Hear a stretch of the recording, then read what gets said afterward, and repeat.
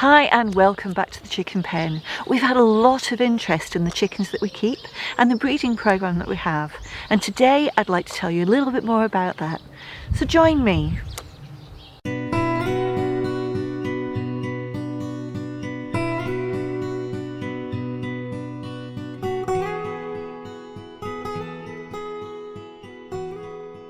Hi, my name's Fiona. Many years ago we decided to start keeping chickens. Like most people, we started with hybrid egg layers, so the purpose of those birds is to provide a large number of wonderful creamy eggs. As time moved on, we wanted to become more self-supporting. We started to look for a bird that's called a utility bird, so one which can provide not only those lovely creamy eggs in quite a high quantity, but also can provide fantastic meat for the table. We wanted to take it one step further as well, because we didn't want to be incubating in an artificial incubator and raising the chicks for weeks and weeks and weeks with heat lamps and lots of intense use on our side. So we decided to look for a bird which had broody tendencies, so would do the hatching for us and also raise the chicks. There are two breeds that we looked at that are notorious for being broody. One was the Silkie and the other was the Orpington. Silkies are actually quite small birds, but Orpingtons are large, heavy feathered, very round birds, and you'll actually see Jack, our cockerel, over there behind me in the sand bath. So clearly we went down the Buff Orpington route. These birds are absolutely fantastic, but you'll also notice we have two other breeds with him in the sand bath. We have a copper black Marans and we have a crested cream Legbar. I'll tell you a little bit more about those first.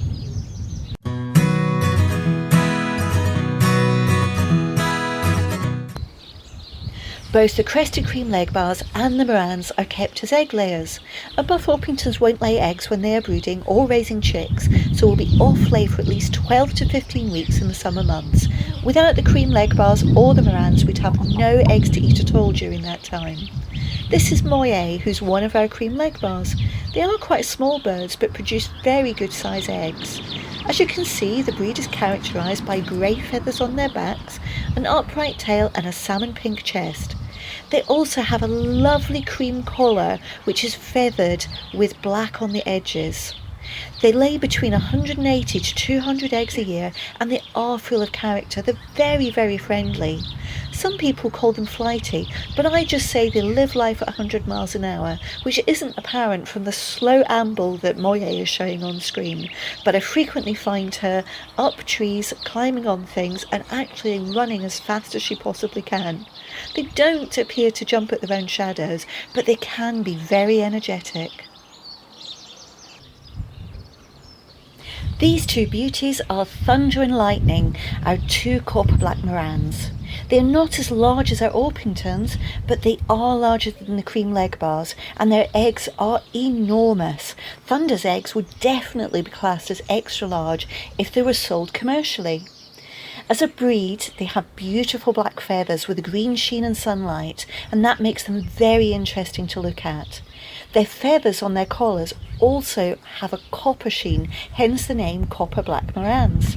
They do lay slightly less eggs than the cream Legbars at 150 to 200 eggs per year, but this is less of an issue because of the size of each egg.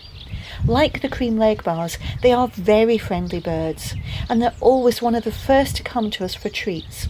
While the Legbars have a reputation for living life at 100 miles per hour, the Marans are gentler and they're a lot more laid back as a breed.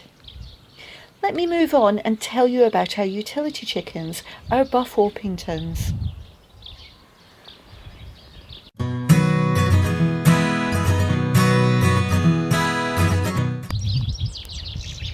This is Barbie, one of our Buff Orpingtons. They are very large as a breed, with the hens weighing in at around 4 kilograms. They are frequently described as being heavily feathered, and I think you can see why with her round shape and abundant feathers around her skirt.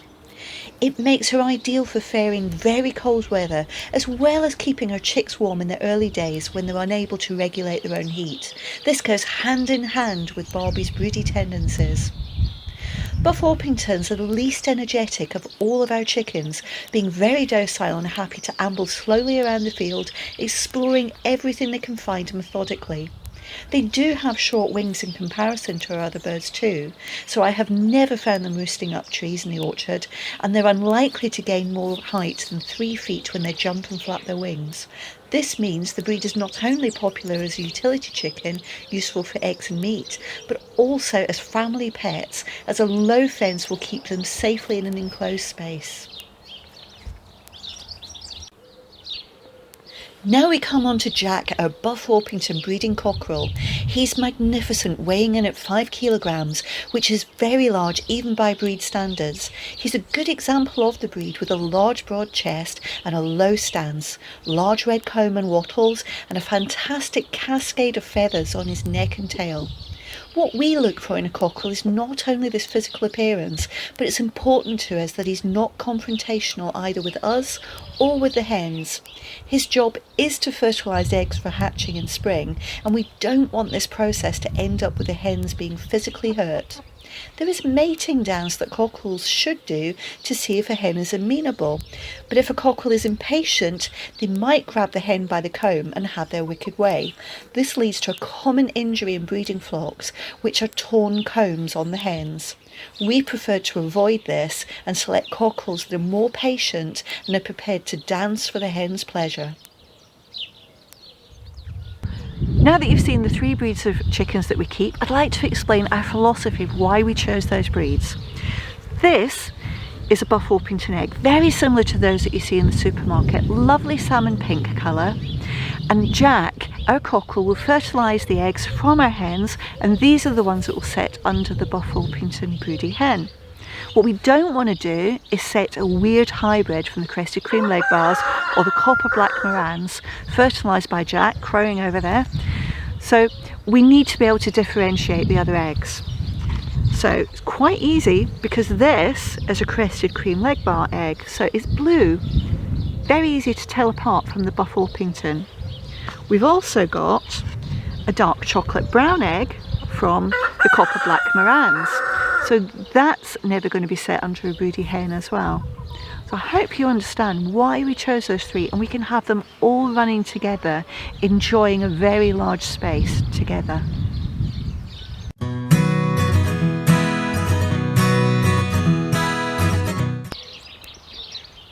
I'd like to introduce you to Gannet.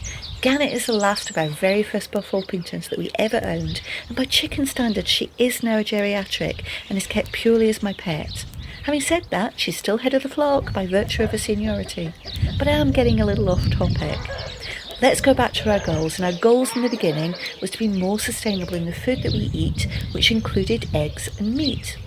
Once we obtained our first starter flock of Orpingtons, we hatched our very first chickens. As our intention was to use the cockerels for the table, keep some hens for breeding the following year, and sell any excess hens, we began discussing what characteristics we wanted to retain in our flock, and we came up with 3 main criteria. The first is size. We wanted to keep the largest hens for breeding in the following year, in the hopes of increasing the size of chickens for the following year's hatch.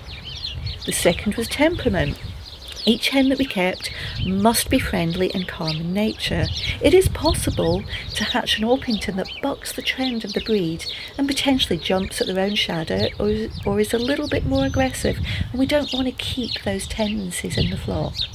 The third is broodiness. If a hen of ours fails to brood in the first year, they're not really meeting their purpose, and we will sell them generally as family pets where the owner doesn't want them to be broody. The reason that I'm showing you Gannet is so that you can see her in comparison to Rachel, one of last year's hens, who is significantly larger in size, both in height and width, and actually weighs over 1 kilo more than Gannet. Gannet is also almost dwarfed by Jack, our cockerel too.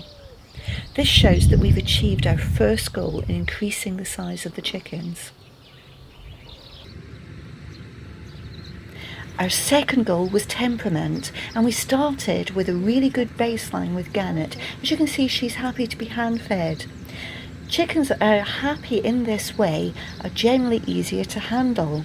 It's really important to keep your chickens healthy, to do regular health inspections, and that means picking them up, turning them upside down, checking through their feathers, checking their vent area, and making sure that they're healthy. You can't do that if they're standoffish. So we've met that second goal too.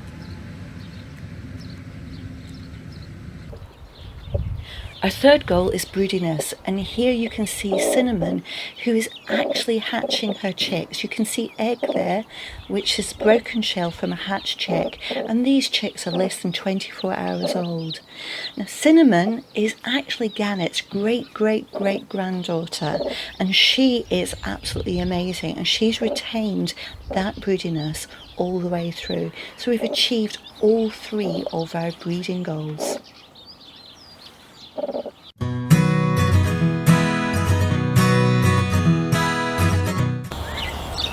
Let me take you through our breeding year. Now, most people who are breeding chickens will set fertilised eggs in an incubator in January, and that's so that they've got point of lay hens that they can use in summer, straight from that batch in January.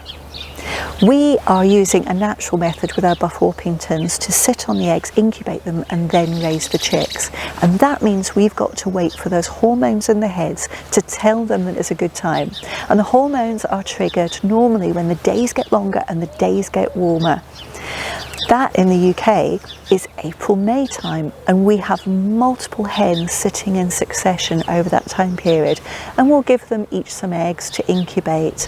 And during the summer months then we will be overrun by young chicks running around, or as we like to call them, fuzzbutts. Once we then get into roughly about the start of October, we find that the cockerels have grown to a larger size and they're starting to mature. At that stage, their play fights are no longer true fights. Now remember, one of the reasons why we decided to breed chickens is to become self-supporting in meat, and that's the purpose of the cockerels. So during that time, from October through to December, we will start to harvest the cockerels, and that's basically just thinning them out, which both reduces the amount of fighting and meets that need for meat for the table. The excess hens from spring are sold, and those sales actually pay for all of the food for the chickens and all of the infrastructure costs that we might have. So they have become self-supporting, and in effect we get free eggs and free meat. In August, we normally find that 1 in 3 of our broody hens from spring will want to sit on eggs again, and we'll make good use of that broody hen at that time, and we'll buy in eggs from 2 reputable external suppliers, and that's to refresh the bloodline with a brand new cockerel. So we'll hatch from that batch and we'll grow that cockerel on. Another reason for doing it in autumn is to reduce the crowing. Now, even though we live in a very rural area and we have very few neighbours, we still like to be considerate. And the crowing is then restricted from February, March, April and May, and that's the only time they'll make noise, because they'll start to mature roughly about February time. And notice that I don't say the crowing is going to go past May, and that's because once we have used that cockerel to fertilise as many eggs as we're going to set under the broody hens for spring all over again, that we will harvest that cockerel. And the reason for that is that, well, it's fairly obvious, because if we kept him on, he would be breeding with his daughters, and that dilutes the bloodline. Hopefully you found that content useful. That is our breeding year and our breeding philosophy and all the chickens that we've got. If you have liked the content, take a moment to give me a thumbs up below. If you've got any questions, leave me a comment and I'll get back to you as soon as I can. If you'd like to subscribe and hit the notifications icon, you'll hear of any new videos as soon as they are posted. Thanks for joining me this time, and I look forward to seeing you on the next video.